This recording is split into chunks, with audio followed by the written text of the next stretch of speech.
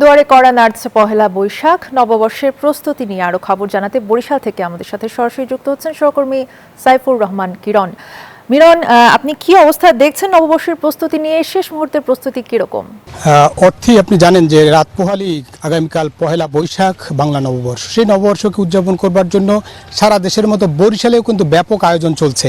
আমরা দেখতে পাচ্ছি যে বরিশাল যে উদীচীর আয়োজনে ব্রজমোহন বিদ্যালয় প্রাঙ্গণে যে 46 বছর ধরে তারা একটি বৈশাখী মেলা করে, সেই বৈশাখী মেলার প্রভাতে অর্থাৎ আগামীকাল সকাল 6:30টায় এই মাঠে প্রভাতী অনুষ্ঠান হবে। প্রভাতী অনুষ্ঠানের পরে রয়েছে এখান থেকে কিন্তু শোভাযাত্রা, যেটি চারুকলার আয়োজনে সর্বস্তরের নাগরিকরা এই প্রভাতী অনুষ্ঠান এবং শোভাযাত্রার সম্মিলন ঘটে।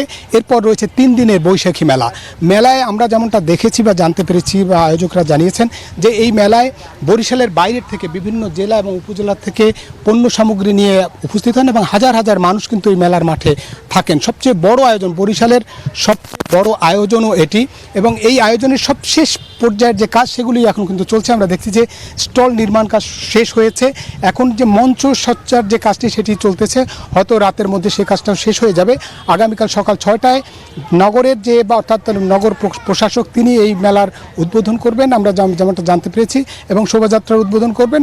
সকালে প্রভাতী অনুষ্ঠানের মধ্য দিয়ে শুরু হওয়া যে আয়োজন, সেই আয়োজন মিলন মেলায় রূপ নেবে এমনটাই বলেছেন আয়োজকরা। এবং যেহেতু গত বছর পরিবেশ পরিস্থিতির কারণে মেলাটি করা সম্ভব হয়নি, এবার আবারও 3 দিনের সেই মেলা বসছে বিএম স্কুল মাঠে এবং এই মাঠ থেকেই মূলত একটি শোভাযাত্রা বের হবে। শোভাযাত্রাটি বিভিন্ন নগর পরিভ্রমণ করে তারপরে বরিশালের অশ্বিনী কুমার হলে গিয়ে শেষ হবে।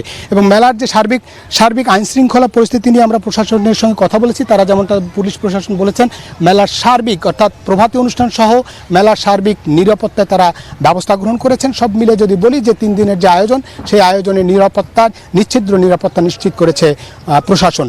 এই হচ্ছে মূলত বরিশালে যে 3 দিনের বৈশাখী মেলা, প্রভাতী অনুষ্ঠান, শোভাযাত্রার সবশেষ তথ্য। ফিরছি স্টুডিওতে। ধন্যবাদ আপনাকে।